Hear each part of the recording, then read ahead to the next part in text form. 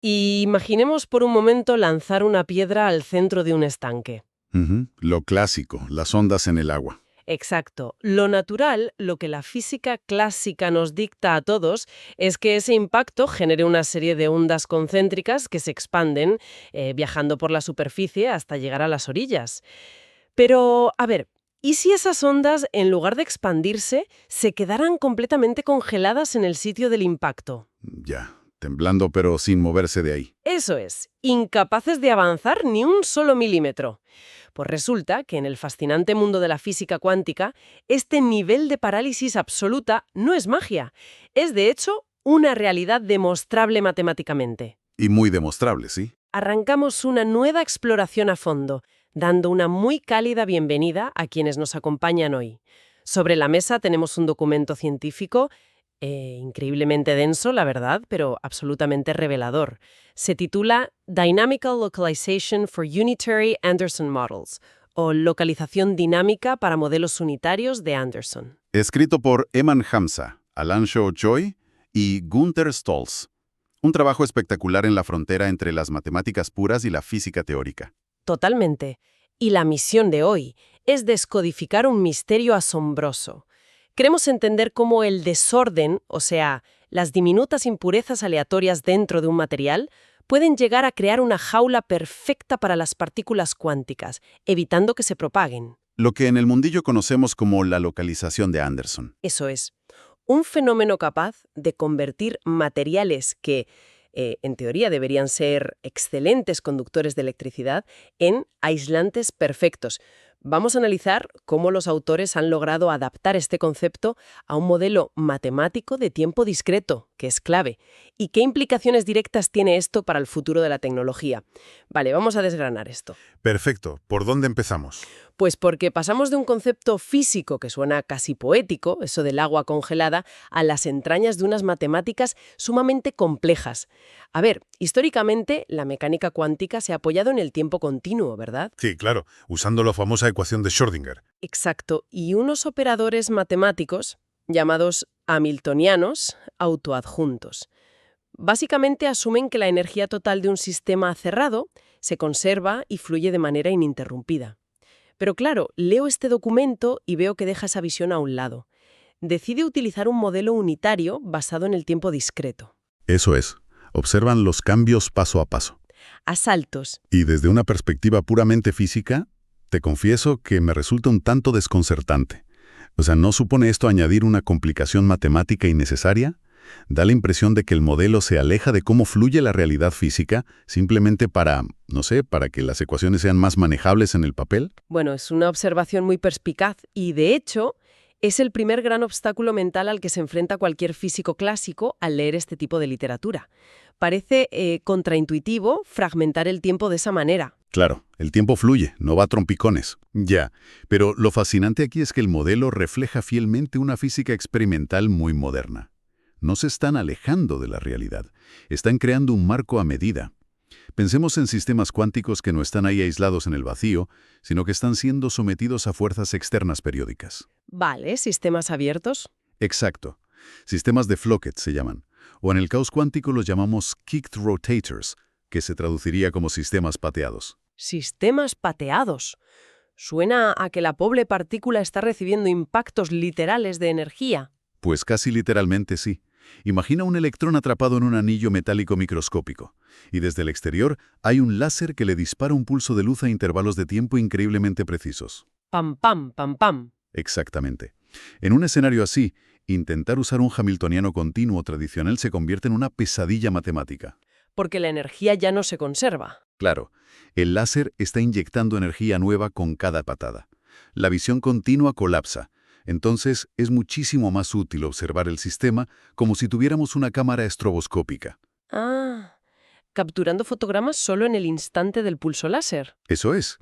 Ese paso de un fotograma al siguiente es un salto de tiempo discreto, y la herramienta matemática que modela eso es el propagador unitario, o como lo llaman en el texto, el operador de monodromía. ¿Entendido? O sea, el modelo discreto no es un capricho analítico, es la lente adecuada para un sistema alterado rítmicamente. Tal cual. Ahora bien, El artículo disecciona este operador unitario en dos componentes que actúan secuencialmente.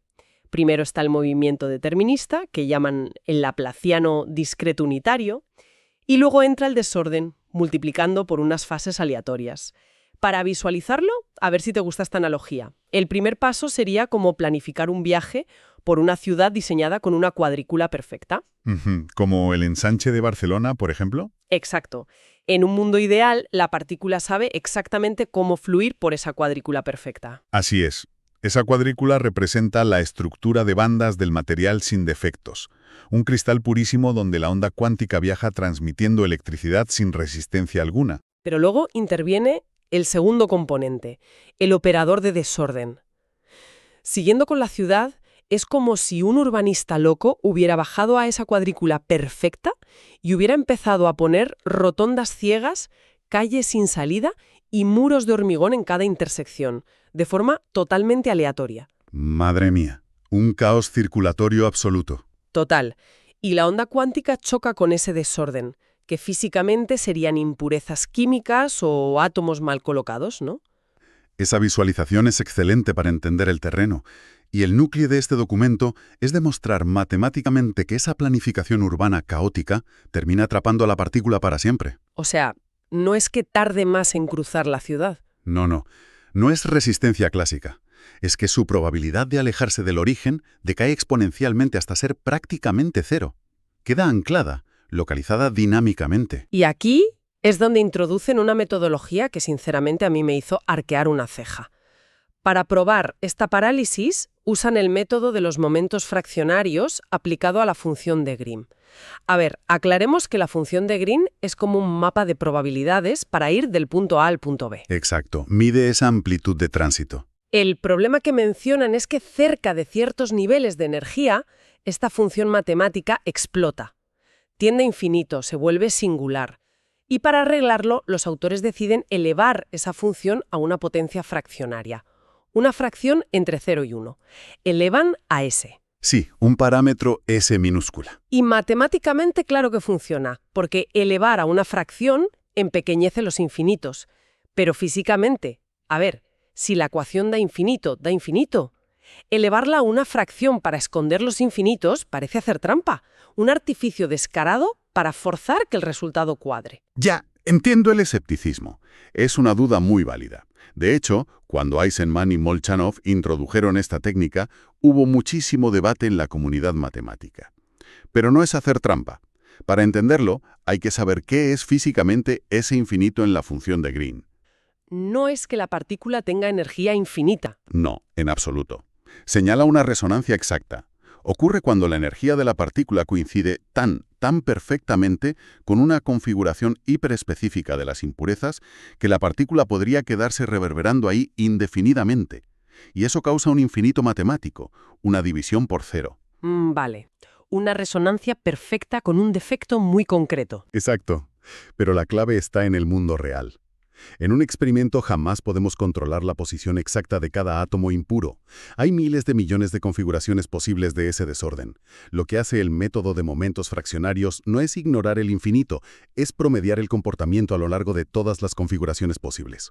Ah, es un tema estadístico entonces. Totalmente. Al integrar sobre el desorden, el método nos dice que, aunque exista un cristal milagroso donde la ecuación explote, si miras el conjunto completo, esas resonancias son tan extremadamente raras que su peso estadístico se diluye por completo. O sea, la matemática no esconde la excepción, la doma a través de la estadística. Suavizan los picos de resonancia y demuestran que, de media, la probabilidad de escape siempre decae exponencialmente. Esa es exactamente la deducción. Y es crucial para nosotros, porque al entender estas matemáticas, logramos un modelo predictivo para saber exactamente cuándo un conductor se va a transformar en un aislante cuántico. Y eso nos lleva al cuándo y al dónde, porque la localización no ocurre siempre, ¿verdad? El documento detalla que está garantizada en 3 regímenes muy específicos. Así es, 3 escenarios ineludibles. El primero es muy intuitivo, el gran desorden, en cualquier dimensión. Si el caos es masivo y las fases varían salvajemente, todo se bloquea por interferencia destructiva. Claro, el atasco es monumental. Pero el segundo régimen, aquí es donde se pone realmente interesante. Afirman que si el material es unidimensional, un hilo de un solo átomo de grosor, la localización ocurre sea cual sea el nivel de desorden. Con cualquier nivel, sí. Incluso el más ínfimo. O sea, metes la impureza más ridícula posible y el material entero se vuelve aislante. ¿Por qué la dimensión del material cambia las reglas de forma tan exagerada? Pues por cómo se propaga una onda en el espacio. Imagina un campo abierto, en 3 dimensiones, como un prado gigante. Vale. Si vas andando y hay una piedra pequeña, una impureza, parte de la onda rebotará, pero el resto se difracta, rodea a la piedra por los lados, por arriba y sigue su camino. Hay infinitas rutas alternativas. Claro, como una autopista de muchos carriles. Esquivas el coche averiado. Exacto. Pero en una dimensión no hay lados, no hay arriba. La onda solo va hacia adelante o hacia atrás. Es una carretera de un solo carril con muros a los lados. Cuando la onda choca con una impureza minúscula, una parte retrocede inevitablemente. Y choca de frente con la parte de la onda que aún está avanzando. Precisamente. Y ahí ocurre la interferencia cuántica. Es como los auriculares con cancelación de ruido. Los picos de la onda que retrocede se alinean con los valles de la que avanza y se cancelan. La partícula se encierra a sí misma. Fíjate qué locura. En el artículo modelan estas reflexiones constantes con matrices CMV y polinomios ortogonales en el círculo unitario, que suena muy abstracto, pero describen exactamente este rebote constante y cancelación en un entorno sin vías de escape laterales. Queda clarísimo cómo la falta de espacio lateral condena a la partícula.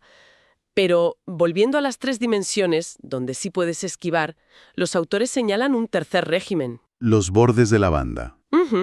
Los extremos del espectro de energía. Eso es, si la partícula tiene muy poca energía, se atasca. Y para probarlo, hablan de colas de Lifshitz y de aislar cajas en el entramado usando condiciones de contorno de Neumann, que, a ver, suena a chino mandarín para la mayoría. ¿Qué es exactamente una cola de Lifshitz físicamente? A ver, visualiza los niveles de energía de un cristal perfecto. Hay bandas donde los electrones pueden existir y zonas prohibidas. El límite suele ser un acantilado vertical. Muy abrupto. Exacto. Pero, si metes desorden, ese límite se difumina. Las impurezas crean pozos de energía aleatorios, y algunos estados se adentran lentamente en la zona prohibida, creando una gráfica que desciende muy suavemente. Eso es la cola. Una cola de energía que invade territorio prohibido. Sí.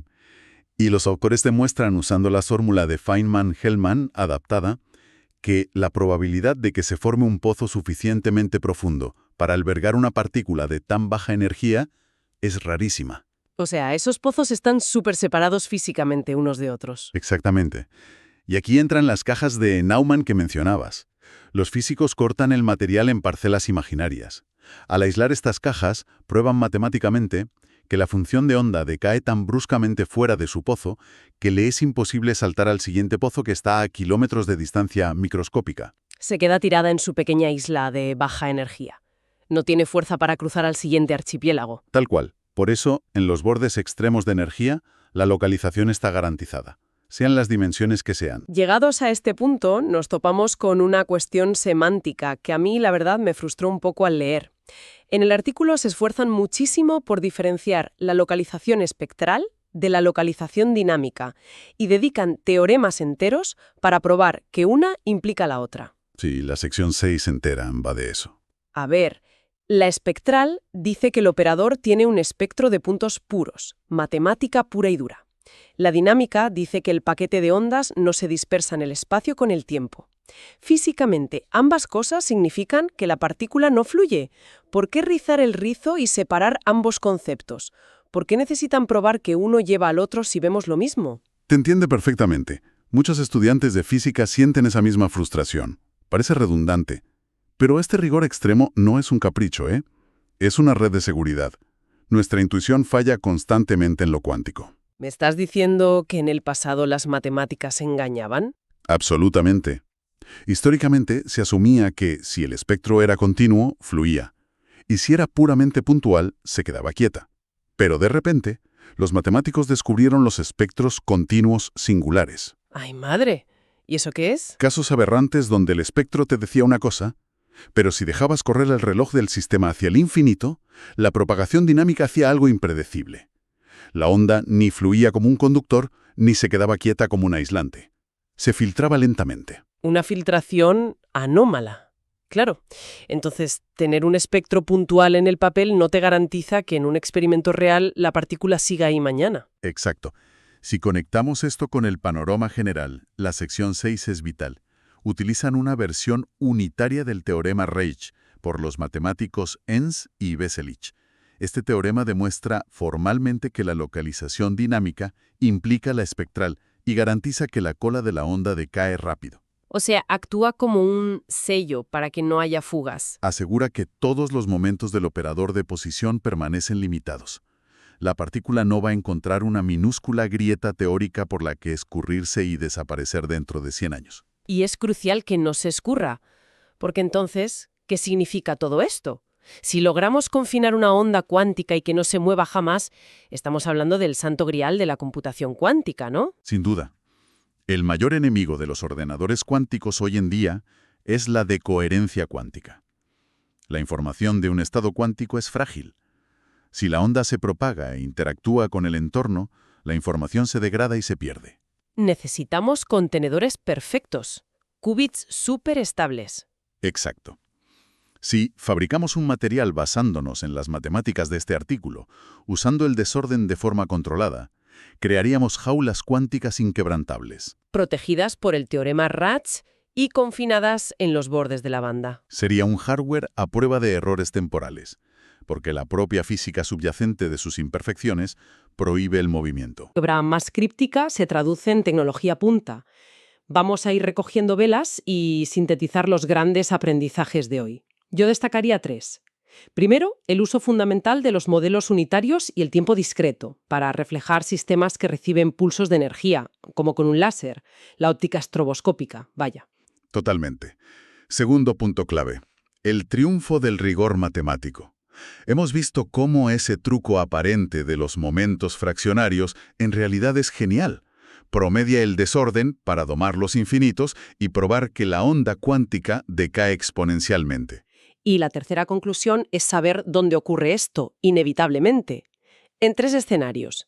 Materiales con muchísimo desorden, en una dimensión, donde cualquier mínima impureza crea un atasco cuántico al no poder esquivarse, y en las colas de Lifshitz, esos niveles de energía tan bajos que la partícula no tiene empuje para saltar. Perfecto resumen. Y fíjate, esto plantea una pregunta importante para cerrar.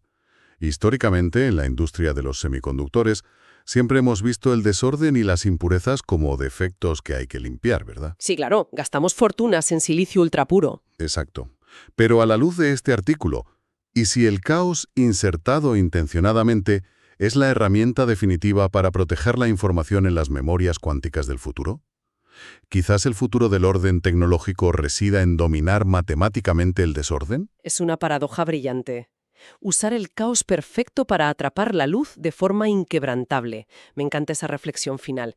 Ha sido un auténtico placer desentrañar este denso tejido matemático hoy. El placer ha sido mío. Un agradecimiento efusivo a quienes nos han prestado su atención a lo largo de este viaje analítico. Queda mucho universo cuántico por descifrar, así que nos escuchamos en la próxima exploración a fondo.